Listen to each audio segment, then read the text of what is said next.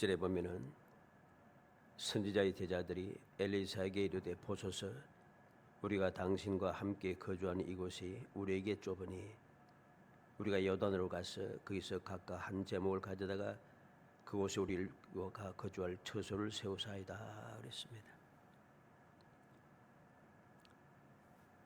오늘 이 말씀은 선지자들이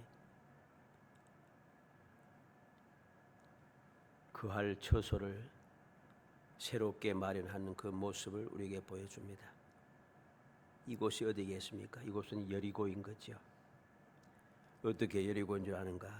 2절에 나타난 대로 우리가 요단으로 가서 거기서 각각 한 제목을 가져다가 그곳에 우리가 거주할 처소를 세우사이다 그랬습니다.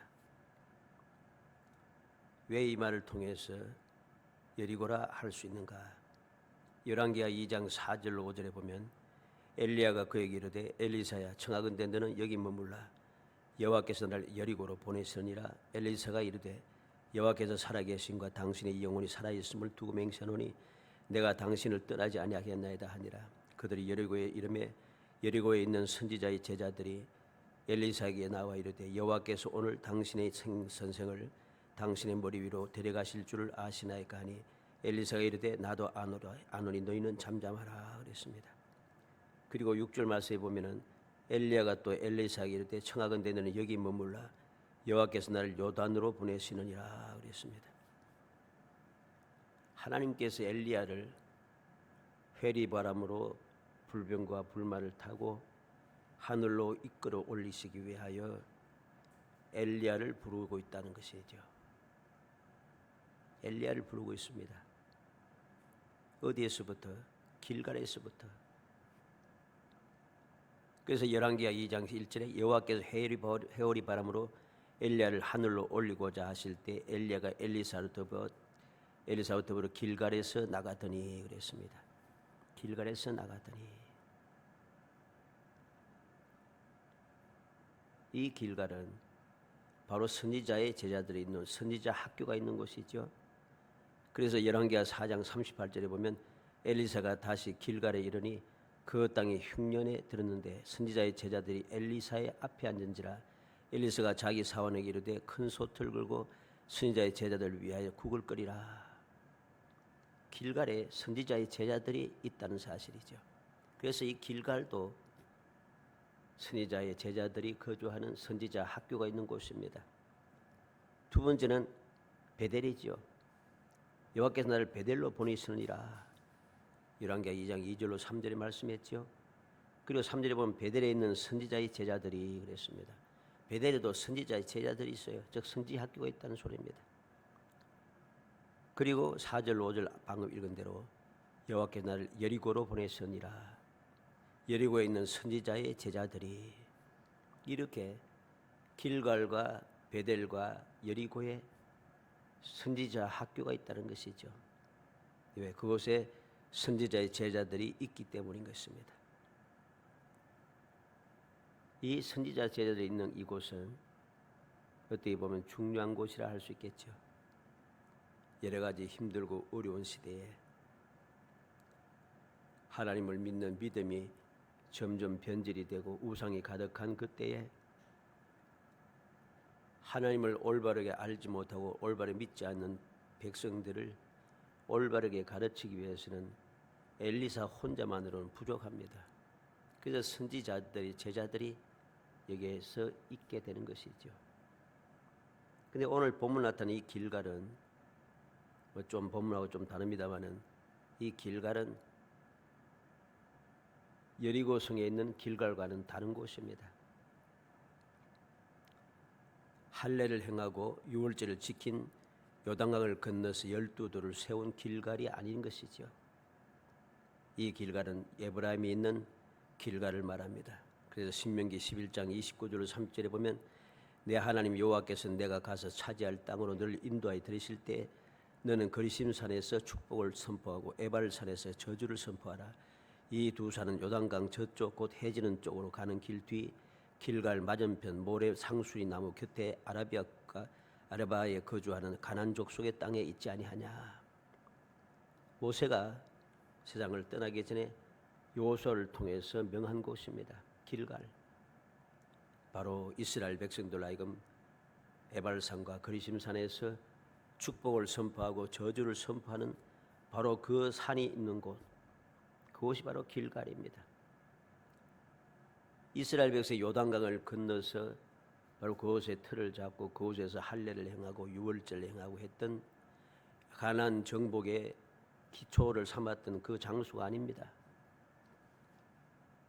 그래서 길갈에서 베델에서 여리고로 하는 여정을 보면서 그 위치를 알게 되는 것이죠. 만약에 이 오늘 본문에 나타나는 이 길갈이 여리고 성 옆에 있는 여리고에 있는 요단강편에 있는 길갈이라면은 구태여 베델로 올라갔다가 다시 여리고로 내려오고 할 필요가 없어요. 그런데 이 길갈은 요단강가에 있는 길갈이 아니라 바로 세겜이 있는 곳, 그 길갈이기 때문인 것이죠. 그래서 베델로 내려오고 여리고로 내려오고 계속 내려오게 되는 것입니다. 바로 이렇게 이 말씀을 통해서 우리는 오늘 본문에 있는 장소가 여리고라 하는 것을 알게 됩니다. 왜? 여리고에서 요단으로 갔다. 우리가 바로 엘리야도 때였습니까? 엘리야도 길갈에서부터 여정이 길갈, 베델, 여리고에서 그 다음에 요단으로 와서 요단강을 건너서 가게 됩니다. 그 과정이란 것이죠. 그 여정이기 때문에 여호와께 나를 요단으로 보내시니라. 여리고에서 요단으로 보내셨습니다. 그래서 오늘 본문은 바로 이 장소가 여리고인 것을 알게 되는 것이죠. 왜? 2절에 있는데 우리가 요단으로 가서 그럽니다. 멀리 길갈이나 베델에서 이 멀리 있는 곳까지 내려와서 요단으로 가서 할 필요가 없습니다. 바로 앞에서 우리가 보았듯이 엘리야 선지자가 함께 했던 곳, 기적을 베풀었던 바로 그 장소지요. 물이 물 근원이 물이 좋지 않아서 열매를 맺지 못한다 해서 열매를 이제 끊이지 않고 맺을 수 있도록 물 근원을 고치는 그 역사가 있는 곳, 그 여리고지요. 바로 그곳에서 놀라운 역사가 시작이 된 것입니다. 바로 여기에서 바로 선지자의 제자들은 새로운 처소를 건축하기를 원했습니다. 왜? 지금 있는 이 여리고에 있는 곳이 그들이 거주하기가 너무 좁다는 것입니다. 그래서 새로운 거주할 곳을 건축하기 원한데 이것을 좁은 이곳이 아니라 바로 요단으로 가서 요단 평야에 가서 그곳에서 거주할 처소를 세우기를 원했다는 것입니다. 우리는 단순하게 선지자의 엘리사와 제자들이 요단에서 거처를 만들다가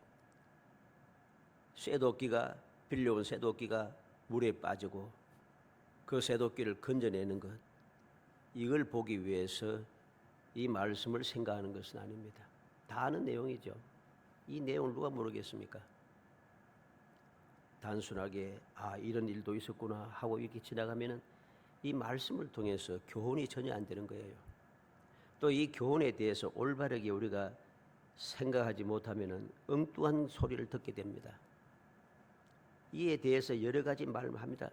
거처가 좁으니까 거처를 우리 믿음의 사람들은 거처가 있기 위해서 거처를 만들어야 되고 다 넓혀야 되고 거처를 넓히기 위해서 무엇이 필요하니 하면서 막 설명들이 다 잡다하게 나옵니다. 이 말씀은 그런 말씀이 아닙니다.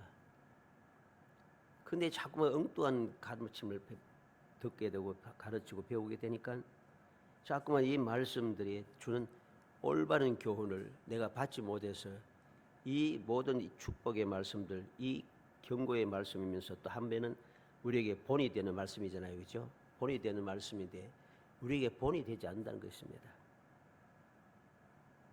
그러므로 오늘 말씀을 통해서 올바른 뜻을 우리가 살피고 올바르게 교훈을 받고 우리가 이 세상을 살아가면서 우리도 이런 일을 당할 수밖에 없어요. 왜? 이런 세상이기 때문에. 이러한 일을 당할 때에 어떻게 하면 그 문제를 내가 아무 문제 없이 해결할 수 있을 것인가?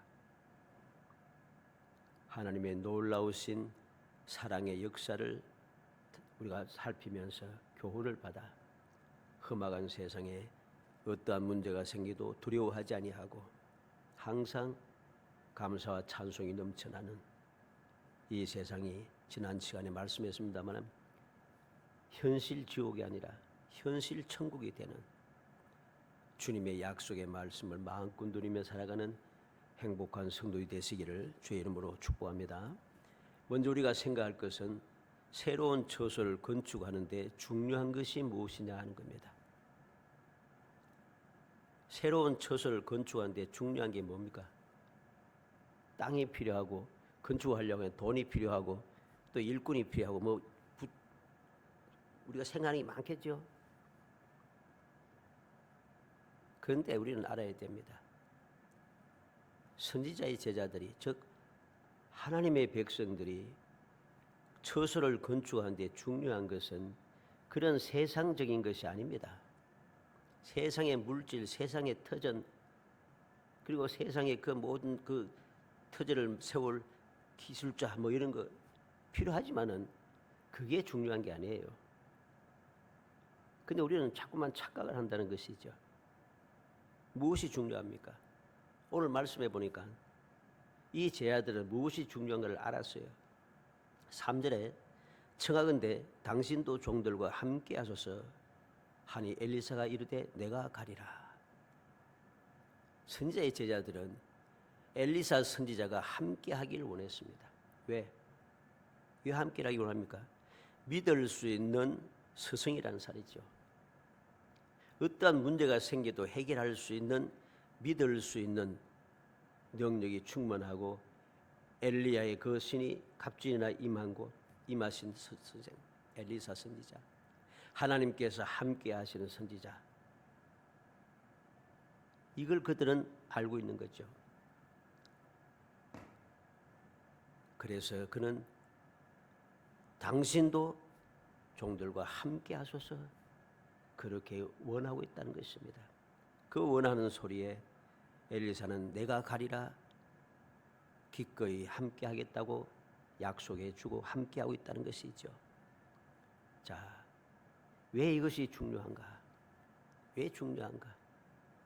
우리가 세상을 살아가면서 여러 가지 이런 건축을 하든지 무슨 일을 하든지 간에 문제가 많아요.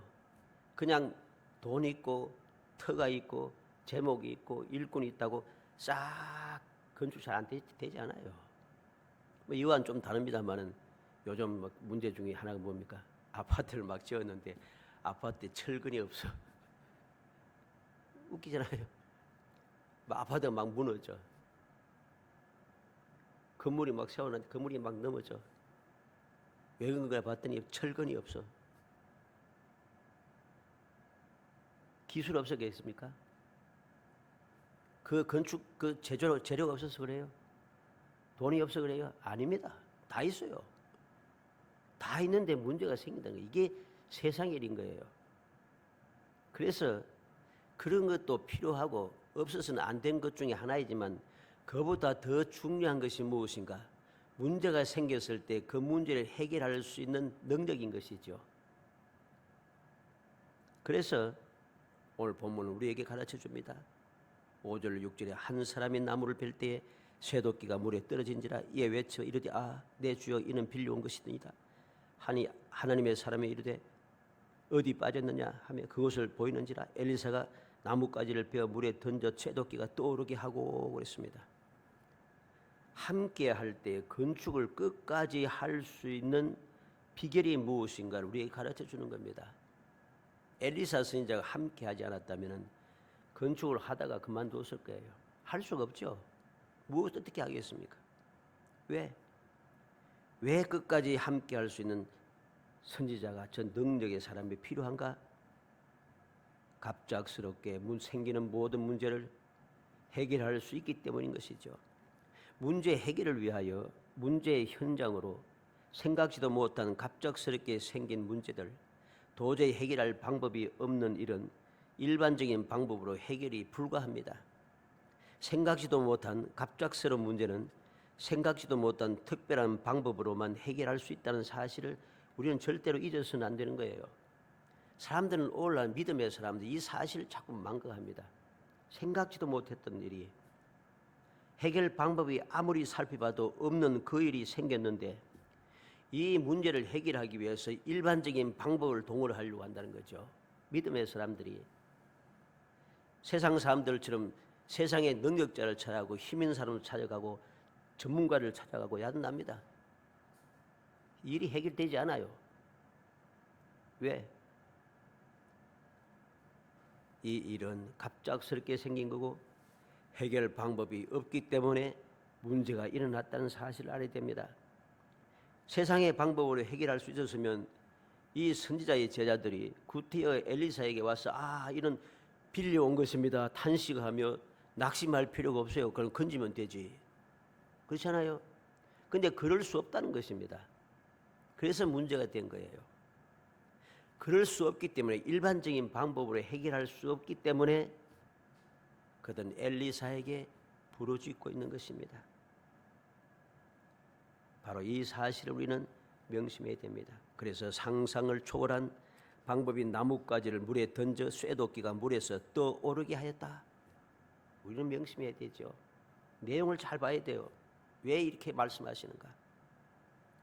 일반적인 방법으로 해결이 안 돼요. 특별한 방법으로만 돼요. 이루어지는 그 방법이 상상을 초월해요. 사람은 생각지도 못한 방법이에요. 쇠도끼가 물에 빠졌어요. 엘리사는 뭘 합니까? 나뭇가지를 잘라서 그 물에 던져낸다는 거죠.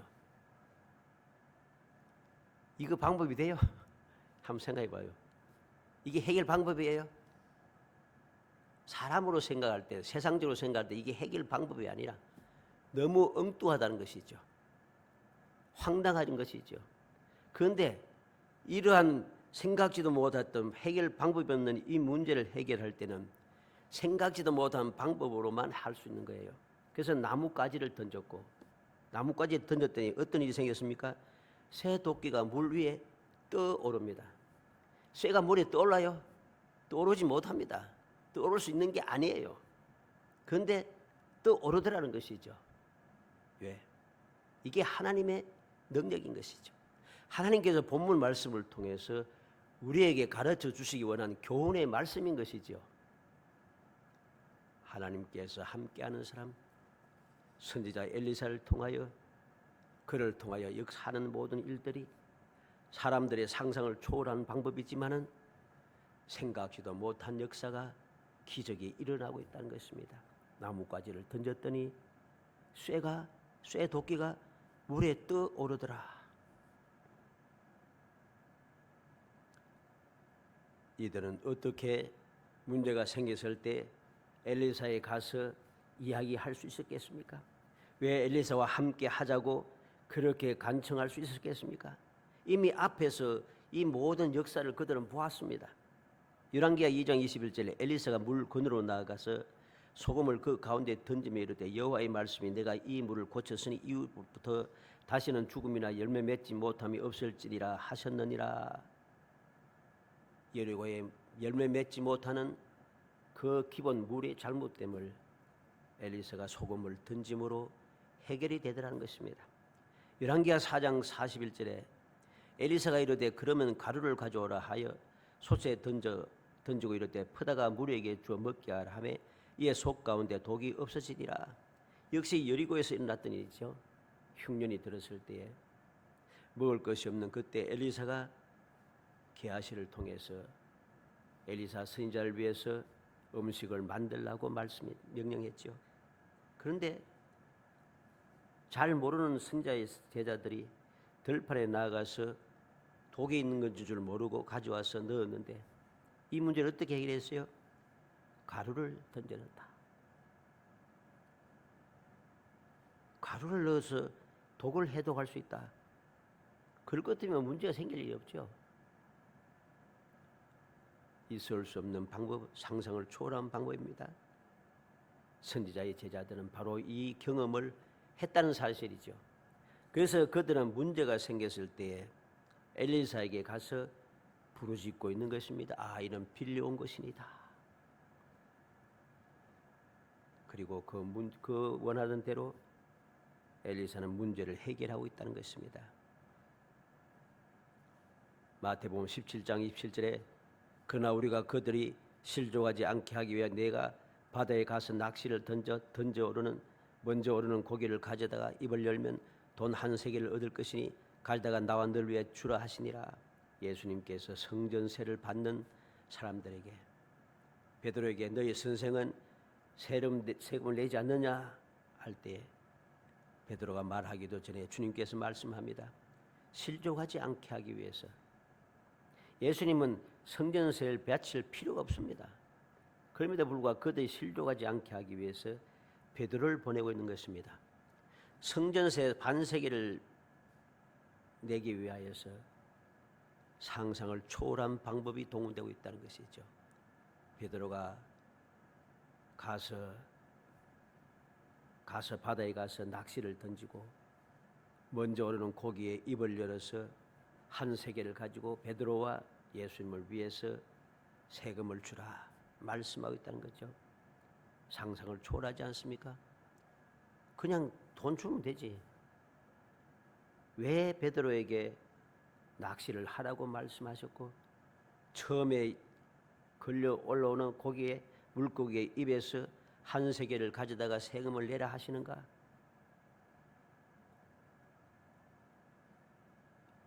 안 해도 되는 것을 할 수밖에 없는 그런 상황, 즉 시험에 들지 않고 실족하지 않게 하기 위해서, 사람들로 하여금 실족하지 않게 하기 위해서 바로 하지 않아도 되는 일을 해야 되는데 해야 하는 그 방법이 일반적인 방법으로 해서는 안 된다는 것입니다.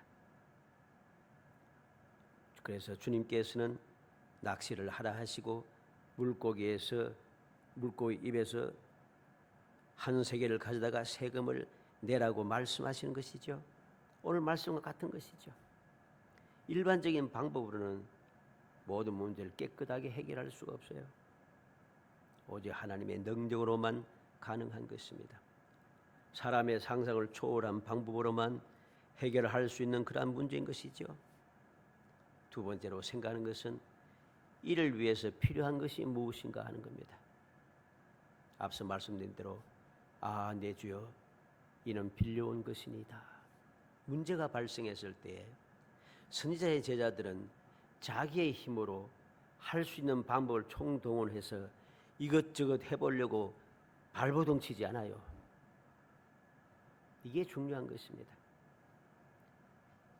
할 수 없는 방법인데 어떻게 해결할 수 있겠어요? 해결할 수 있을 것 같으면은 이렇게 부르짖을 필요가 없잖아요. 물속에 들어가서 건지면 되지. 그런데 그러지 못할 그러한 상황인 것을 우리는 알아야 됩니다. 그 많은 제자들 중에 수영할 줄 아는 사람이 없겠어요? 근데 그렇게 하지 못했다는 거죠. 왜 그럴까요? 바로 이곳이 사람이 들어갈 수 없는 그러한 위험한 적인 것을 우리는 이 말씀을 통해서 깨닫게 되는 것입니다. 이런 일을 만났을 때에 우리에게 이 문제를 해결하기 위해서 무엇이 필요한가? 내 힘과 경험과 지식과 세상의 모든 방법을 총동원해서 열심히 뛰어다니는 것, 이거 아닙니다.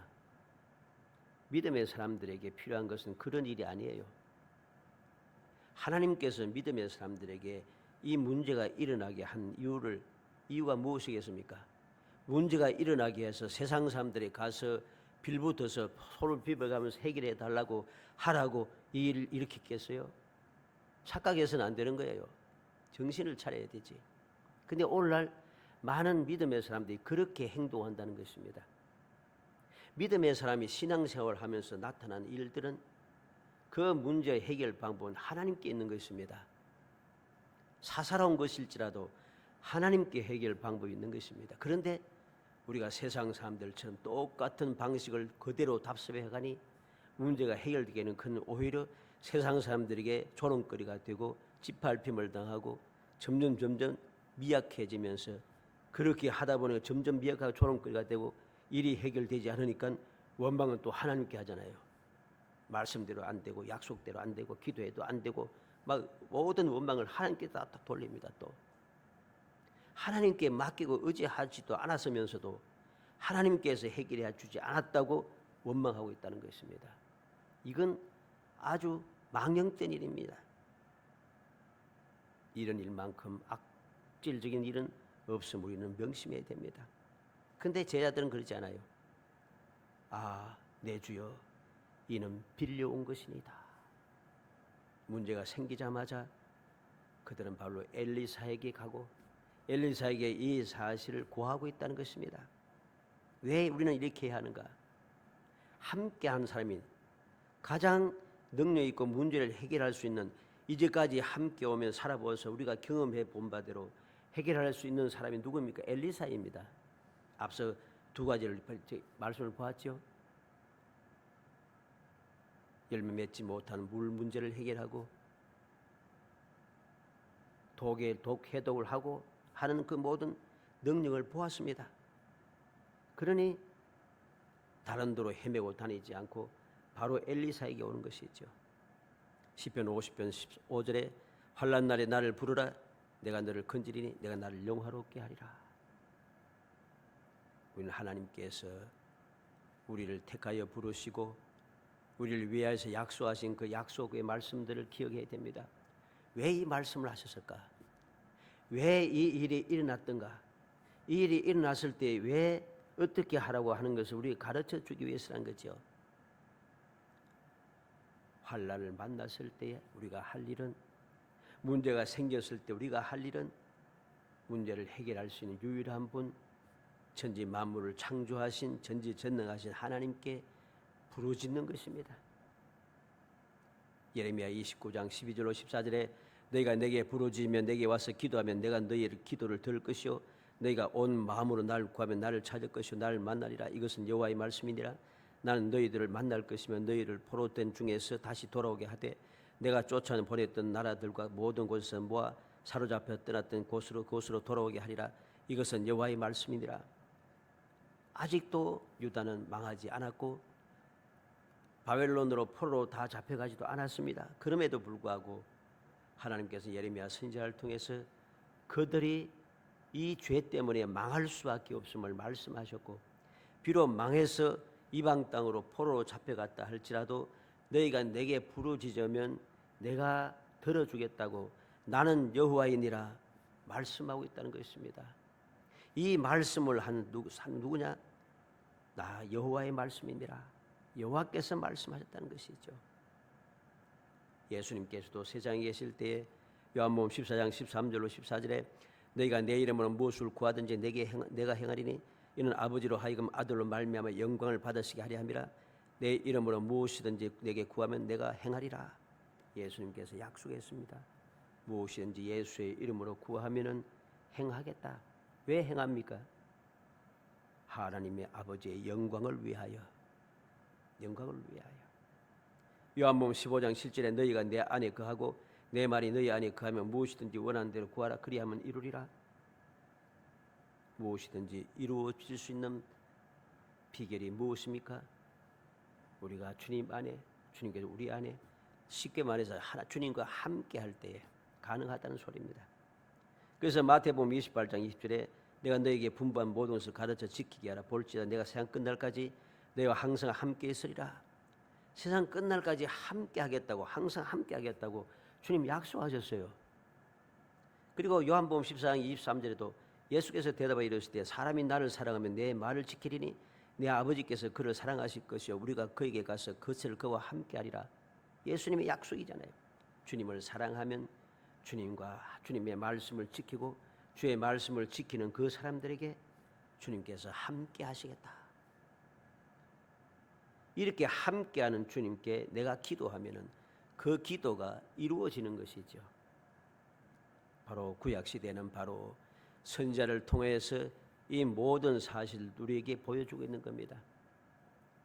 하나님께서 함께 하시던 엘리사와 선지자의 제자들은 함께 하였고, 하나님께서 함께 하셔서 기적을 베푸시던 선지자와 선지자에게 나아가서 그들은 부르짖고 있는 것입니다. 그 결과로 놀라운 기적이 일어난 것이지요. 7절 말씀에 너는 그것을 집으라 하니 그 사람이 손을 내밀어 그것을 잡으니라. 세 번째 중요한 것입니다. 함께하는 것, 믿을 수 있는 스승과 함께하는 것, 문제를 해결해서 필요한 것, 기도했죠. 마지막 세 번째는 7절에 있는 말씀대로 너는 그것을 집어라 하니 그 사람이 손을 내밀어 그것을 집으니라. 우리가 생각해야 됩니다. 도끼를 온전히 취하기 위해서는, 문제가 완벽하게 해결되기 위해서는 손을 내밀어 집어야 하는 것이지요. 이 집는 것이 뭐 중요한가? 중요합니다. 집는 것도 쉬운 게 아니에요. 왜? 쇠도끼가 떠오르는 그 장소는 선지자의 제자들이 쇠도끼가 물에 빠지고 난 다음에 쇠도끼를 건질 수 없던 바로 그 장소예요. 쉽게 말해서 내가 들어가서 건질 수 있는 위치가 아니라는 소리입니다. 그런데 선지자의 제자들은 선지자 엘리사의 말을 듣고 손을 내밀어 위험이 있음에도 불구하고 위험을 개의치 아니하고 엘리사 선지자가 스승이 그렇게 이야기하니 믿고 들어가서 그 쇠도끼를 잡아내고 있다는 것이죠. 그게 중요합니다. 손을 내밀어 잡으니라. 위험한 위치입니다. 쇠도끼가 빠져서 도무지 방법이 없던 바로 그 장소입니다. 그런데 그는 선지자의 말에 순종하여 쇠도끼를 손을 내밀어 잡고 있다는 것이죠. 일반적으로 사람들은 어떻게 하겠습니까?